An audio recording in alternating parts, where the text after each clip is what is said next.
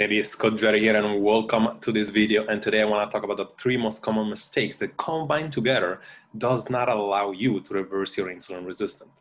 If you're watching this and you have a problem such as could be diabetes type 2, metabolic syndrome, insulin resistance. So if the insulin resistant part is on the core root cause of what creating the problem right now, this video is for you.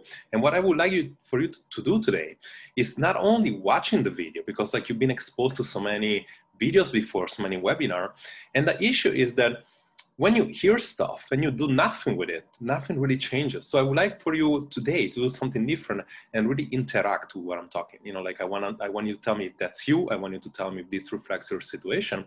And what you're gonna be learning here today is three common mistakes that is not what you think. It's not probably the food that you're not eating. It's not the carbohydrates that, that the type of carb that you're supposed to eat. It's not a supplement or the medicine that you're not taking.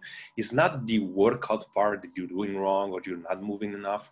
It's three particular context problem that you always are exposed to on a daily basis, and that's really create a problem, in my humble opinion, which I've been seeing people failing for now years. And number one is this idea of you reading stuff on the internet and mostly include I like to call it carbophobe, like you've been exposed to this idea that insulin is correlated with carbohydrates. So you're scared of eating carb, you're scared of even smelling carb, and you feel like that's gonna make you gain weight or not be able to reverse your insulin resistance. And so when you are reading this thing on the internet or you're hearing stuff by your peers, or worse, even worse, you go on YouTube on these so-called doctors that are not really allowing you to hear the truth when it comes to macros, when it comes to calories, when it comes to carbs, then you are exposed to this idea that, I'm afraid of carb, I'm not gonna use them. And, they're the devil, right? And if they're the devil, then I'm really supposed to stay away from them. And then you go to the extreme approaches that over time get you to fail big time, because let's say 10% of the population are going to be able to remove carbohydrates from their diet. 90% they will do it for a while, and then they will not realize that they cannot do it for the rest of their life. They will reverse the behavior they will do it, and then they will gain weight again, and nothing really changes because they were not understanding that carb wasn't the problem. Okay, because we're not really looking at the symptom here, we're looking at our overall problem, which is not simplified with you removing carbohydrates. Because if we actually look into it, and this is just an overview for a few minutes for you to understand what I'm talking about, is very much subjective, okay? If carbohydrates, when you take context of a hypocaloric diet of less calorie than you need, hypocaloric, it will make your cells sensitive to insulin.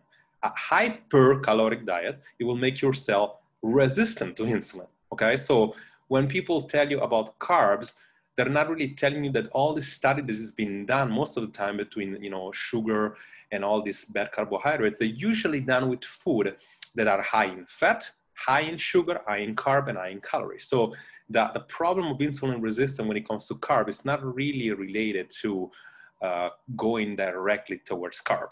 Okay, much like other macros, we have protein that they also spike insulin to a certain degree, but also the spike, they might sensitize you to insulin when you eat the right type of protein, but they elevate cortisol. So what cortisol does, it makes you create more blood, more sugar in the blood anyway. So it's gonna spike your insulin anyway, right? So you see how that's created a problem. Fat, they get your metabolic, if you use a lot of fat, you get your better functioning of your fat metabolism, but you get a worse functioning of your glucose metabolism. So that means that you're never going to be able to use carbs properly, right? So by you understanding that there is not really one culprit, and understanding that the base is subjective, right? Because like you do need a calorie deficit, right? But a sustainable calorie deficit to improve this problem. Because if you take a too aggressive calorie cut, you will spike your insulin. If you take a shorter, like a more sustainable, you will sensitize your body to insulin. So like you understand that there is not really a corporate behind everything. So you do need to understand that, the first mistake is really being afraid of a specific macro, in this case, most of the time carbs. The second mistake, and I see this make all the time as well, is that you don't know what you don't know.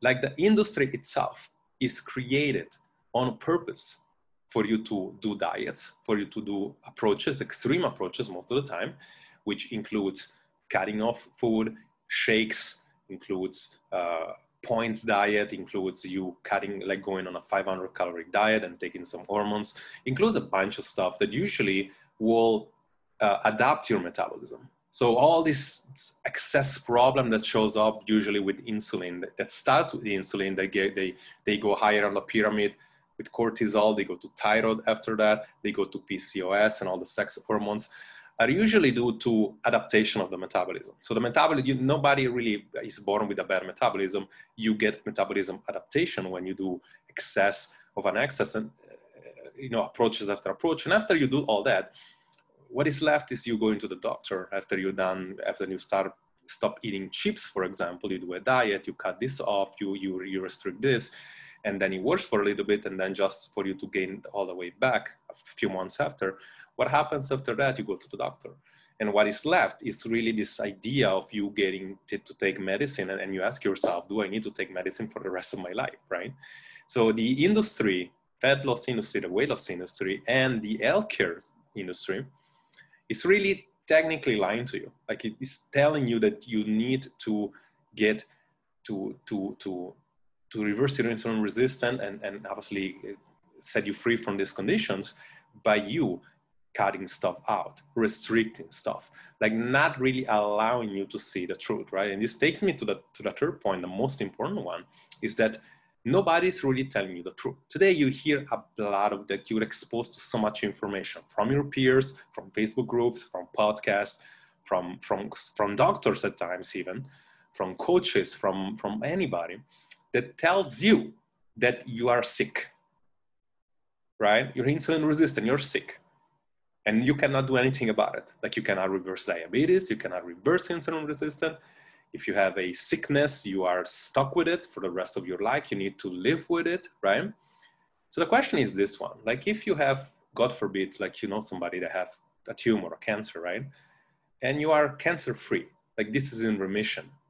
Would that mean that you're healed, right? Because technically it is. It's like you are no longer living with that.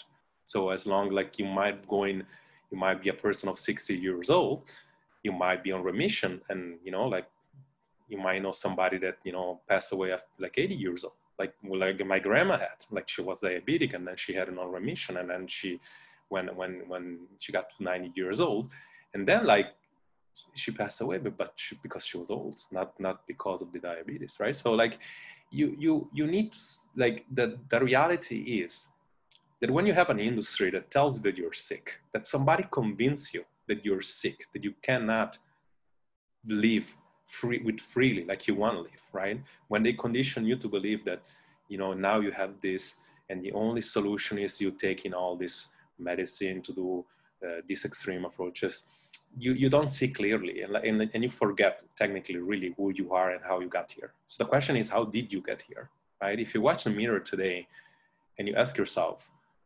like, when was the last time that I felt good? When did I look good? When did I feel healthy, right? And it doesn't matter how long ago it was. There was a time that you had a lot of vitality, that you didn't have any metabolic issue, that you looked very different, even if it was like when you had 10 years old. And then there is some idea that somebody told you that now you're stuck with this disease and you cannot fix it. I'm here to say that you can, and it can be a lot easier than you think. And what if I told you that the reason why you're not doing it right now is because you've been exposed to all this one-sided approach without looking at your case, without looking at your personality, without looking at what you can do for you. And what if I told you that there was a way to do it?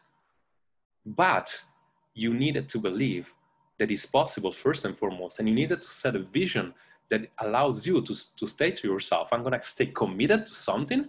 I'm gonna question everything I've been hearing from until today, and then include what you're hearing here today, question everything, but hear the truth and really live to your full potential. Because right now you're not. Right now you're not. Like if you tell yourself that you're sick, the first part that gets sick is the brain. The first part of you believing that sick is the brain. That includes people with sickness like tumors that I personally knew or know right now. Some of them, and they're like telling, like they still telling me, like the survivors, that it's like the first rules for me surviving this is that I wasn't really sick. It was like a flu for me, right? Even if it wasn't. So if you're insulin resistant, if you're not yet diabetes, if you didn't get like a stroke, if you do that level of pre-diabetes that you can easily fix still, right? The first part is understanding that you can change it, and you must believe that you can, right? Because if you don't believe, then it's never gonna happen. And the question really might be able to answer is what, like, you really must ask yourself, do I know what insulin resistance really is? Do I know what really caused it, right? And how do I fix it for my specific case? Because if you cannot answer those questions clearly, articulated in your, like, not only speak about it, but articulated in your mind and saying, I know exactly that this is the truth based on proof, not based on what other people told me, not even based on what my doctor tells me, because I'm going to tell you something about doctors, especially if you're like a generical physicians. The good thing about them is that they probably can help you with a lot of things. The bad thing about them is that when it comes to lifestyle and nutrition, they didn't study that much. And the problem is that they study pathology, right? So it's like they know exactly what medicine to give you. They know the side effects, but they probably don't know that you still can do other things before doing all that, okay? So this is kind of like what I want to leave you with. And what I'm going to ask you to do is that if you're watching this, or if you know somebody that needs it, like when I want you to tag this person here, I want you to have them join the group. But I want you to actually comment down below game plan. What's going to happen is we're going to have a call, right? In which we're going to talk about those questions. We're going to talk about, do you know what insulin resistance is? Do you know how it is created, right? What creates it for you? Not what's created in general. What got you to be insulin resistant? Were you an emotional eater? So the excess calorie and the bad food got you to be insulin resistant. Were you having diabetes in your family? How much the genetic impacts your particular case, and how are we going to fix it for you? Because if you are insulin resistant on the level of the brain, for example, and that is easy to sell because like you will feel like hungry all the time, even when you just ate, chances are fasting is not a good idea. If you don't have time, if you don't feel like eating all the time, fasting might be a good idea. But we need to get clear on that, and we cannot just predict one size fits all results. It's more like saying, okay, what's going to work for you? So comment down below game plan. I'm going to send you a form to fill. I'm going to jump in a call and I'm going to see what we can do for your specific situation.